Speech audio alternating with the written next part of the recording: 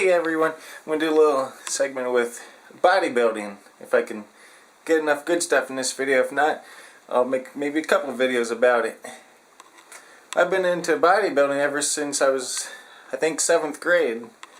And just asked my teachers that were really into health and fitness, or just a teacher that would be like a sports coach, like baseball, basketball, or football, and just asking them all their opinions on what to do. I kept going on and off all the time, just due to injuries or due to school, and just getting too crazy, can't even manage it. I had to stop. At one time was because of I had a couple injuries going. I was trying to work my forearms too much, and my wrist just gave in and hurt both my wrists. And everything that you do with the workout just involves your hands and such, so it was just a big pain in the butt, so I had to stop. I think the worst one ever, it was a Thanksgiving day. I was walking out to the gym, which is about an hour away. Halfway there through the snow, I twisted my ankle, and I was so dedicated at that point that I just kept going anyway and just tried to lift, and didn't go too well. And after I tried to do that, and I called my dad and said, "Hey, pick me up, I hurt my ankle on the way here." He says, "Oh, no, you'll be fine. I don't really care." Well, he didn't really say I didn't care, but that's what I was getting out of what he was saying. So I had to walk all the way back home, and it took me 3 times as long to get home. I left at 9 o'clock from there and got home at noon on Thanksgiving Day. He would not help me. He would not have anything to do with me. I just had to keep suffering. I don't know how many breaks it took, but at least it was a few dozen times I had to stop because of the pain.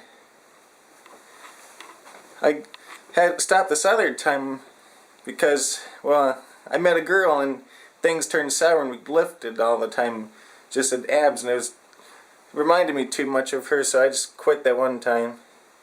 I started up again last year, but things got too ridiculous with writing papers and reading books, and there's 6 papers and 6 books we had to read, so I just quit. Trying to get started again, but it seems like this semester is just too crazy. I just can't even manage it, so I'm just going to do abs and run and keep in shape for when I go to Japan. Alright. Now you might be thinking, who did I meet and how did I get interested in it? Well, it's pretty much from Lou Ferrigno, the Incredible Hulk, if you remember him. Some of the older people might. I met Frank Zane in person. He's a really nice guy. I have a picture he gave me. He's signed. Let's see if I can get it without it blurring too much with his signature.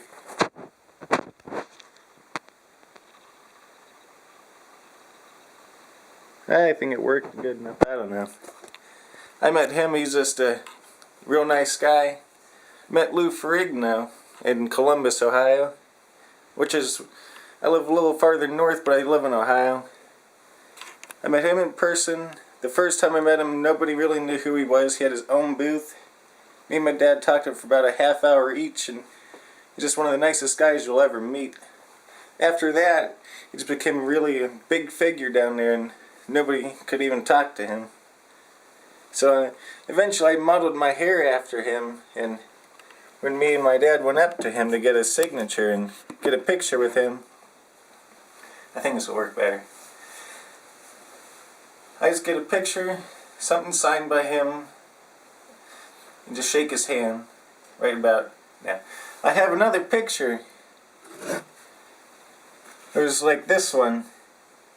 I'm almost kind of not sure, but it looks like his name, but just so cursive I just can't read it. There's him way back in, I think, the 60s or 70s. He's just a real huge guy. I have another picture he signed. You might like this. What is that? I don't know. Okay. Like that, every year I go down and meet him just to get a picture and shake his hand. You might think, oh, he never really met him. This is just some random picture he got. I got pictures. To show you pictures. He has his own DVD. He signed for me when I was down there. I never really got a chance to watch it. It's just, my life's too busy and I don't know what to do. And let's see, here's pictures I got. This was quite a long time ago after he got famous, and I was really young, and you can't even talk to him anymore. Got a bunch of real great pictures. Even almost met Arnold. He was within feet of me, like that one, and that's how close I was with that. He was walking down the aisle, and everybody stuck at their arm saying, "Arnold, Arnold, Arnold, shake our hand." So he was walking right over to me. I was like, "Oh my gosh, I'm gonna get to shake his hand."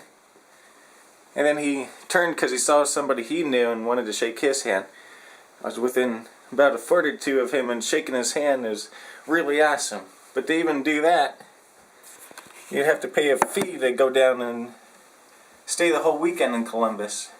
I think it's around $350. You get to eat with the bodybuilders, you get to talk with them, get Arnold's picture. And to pay $350 to get a picture, that's just outrageous. I'm not going to do that.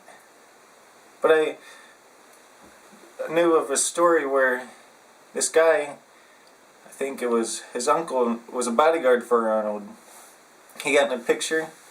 He's like, "Come here," and then he grabbed him by like the neck and just pulled him over. And he got a picture and just threw him to the side. And just amazingly strong, so I can't believe it. Well, let's see. What else goes with bodybuilding? Told you people I met. I still sort of do. A little bit of that.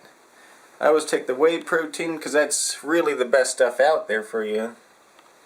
And I was to stay away from creatine. It dehydrates you. You got to drink twice as much water as you normally would. When I bodybuild, I drink about a gallon and maybe a little bit more every day. I could show you, but it's just kind of a messy fridge, and I don't want to open it up and show everything. I have the meal replacement drinks. This is so thick, it's almost ridiculous to even try to get it down. Best way to make it would be in a blender, but it messes up the blender so greatly it's just not even worth it. So I drink it whenever I can. Gotta take the casein, because casein feeds your body while you sleep, because your body eats at itself for the energy. Sometimes eating before will help, but it'll keep you up. But if you take the protein, it'll be fine with that. Yeah, so that's pretty much my story with bodybuilding, and I continue to try to do that. But because of my body weight, and not body weight, it's body type, I have what they call ectomorph, and that's where it's very, very difficult to put on any kind of weight in any muscle. And throughout high school, I started at 130 and I ended up at 176 all throughout. About 10 pounds a year of muscle I gained.